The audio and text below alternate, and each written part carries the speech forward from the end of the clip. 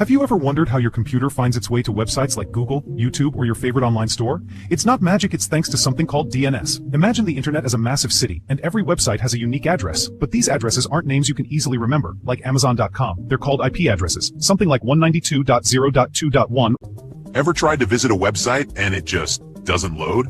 You might be experiencing a DNS outage. Most often, it's a simple configuration error. Someone makes a manual change, or an automated update goes wrong. The new settings don't get to all the servers, or they just break the connection. It's like a typo in the internet's phone book.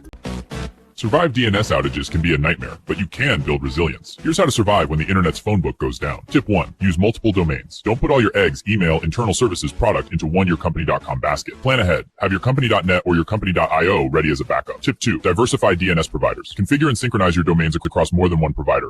Tip 3. Build redundancy into your code. If the application can't reach, for example, service.com, program it to point to service.net. Tip 4. Bypass DNS when possible. For internal microservices, get the IP address once and use that directly. IP address hardly change. Skipping DNS entirely.